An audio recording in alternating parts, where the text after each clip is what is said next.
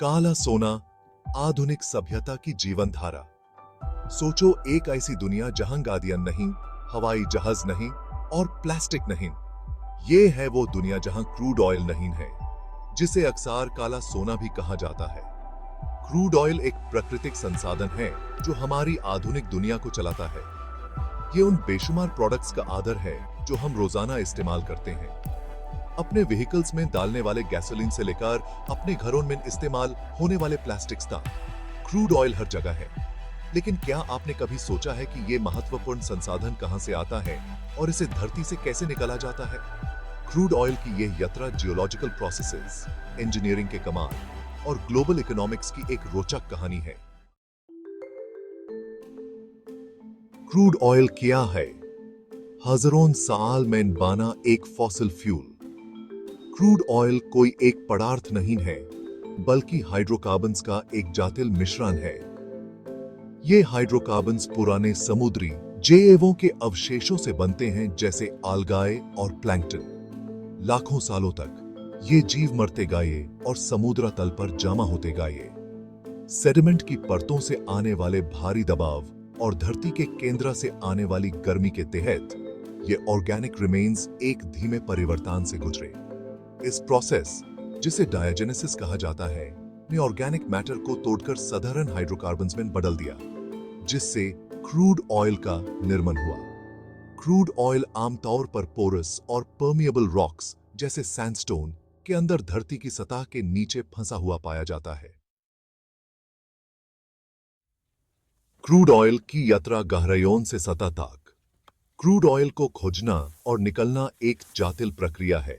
सबसे पहले जियोलॉजिस्ट्स धरती की परतों का अध्ययन करते हैं ताकि संभावित ऑयल रिजर्व्स का पता लगाया जा सके। वे साइस्मिक सर्वेइंग नामक एक टेक्निक का इस्तेमाल करते हैं, जिसमें धरती में साउंड वेव्स भेजी जाती हैं और उनकी प्रतिध्वनियों का विश्लेषण करके अंडरग्राउंड रॉक फॉर्मेशंस का माप बनाया जाता है। एक बार जब पोटेंशियल ऑयल रिजर्वॉयर की पहचान हो जाती है, तो ड्रिलिंग शुरू हो जाती है। बड़ी बड़ी ड्रिलिंग रिग्स का यूज करके चट्टानों की परतों को भेदकर अंदर तक पहुंचा जाता है, कभी कभी कई किलोमीटर्स की गहराई तक। जब ड्रिल ऑयल रिजर्वॉयर तक पहुंच जाती है, तो क्रूड ऑयल अक्सर नेचुरल गैस के साथ मिला हुआ प्राकृतिक दबाव में बाहर निकलता है। हालांकि कुछ मामलों में यह प्राकृतिक दबाव ऑयल को सतह पर लाने के लिए काफी नहीं होता है। ऐसे में आर्टिफिशियल लिफ्ट मेथड्स जैसे पंप्स का यूज करके क्रूड ऑयल को निकाला जाता है। क्रूड ऑयल ट्रांसपोर्टेशन एक वैश्विक नेटवर्क। एक्सट्रैक्शन के बाद क्रूड ऑयल को रिफाइनरीज तक पहुंचाने की जरूरत होती है, जहां इसे यूजेबल प्रोडक्ट्स में प्रोसेस किया जाता है। ये ट्रांसपोर्टेशन पाइपलाइंस, शिप्स और रेल के एक विशाल और जटिल नेटवर्क के माध्यम से होता है। पाइपलाइंस सतह पर क्रूड ऑयल ट्रांसपोर्ट करने का सबसे आम तरीका है।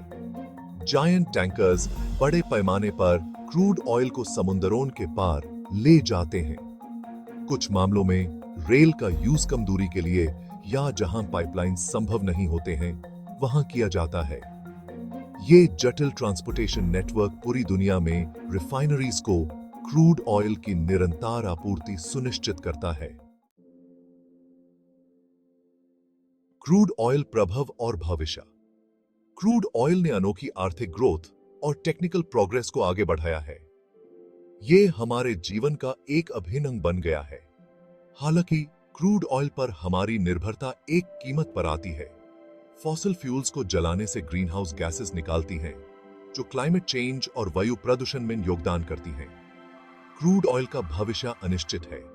जैसे जैसे हम क्लाइमेट चेंज की हकीकत से जूझ रहे हैं, वैसे वैसे स्वच्छ रिन्यूएबल एनर्जी सोर्सेज की तरफ बढ़ने की आवश्यकता बढ़ती जा रही है, जबकि क्रूड ऑयल निकट भविष्य में महत्वपूर्ण बना रहेगा। दीर्घकालिक स्थायित्व इस बात पर निर्भर करता है कि हम विकल्प खोजें और इस सीमित संसाधन पर अपनी निर्भरता को कम करें।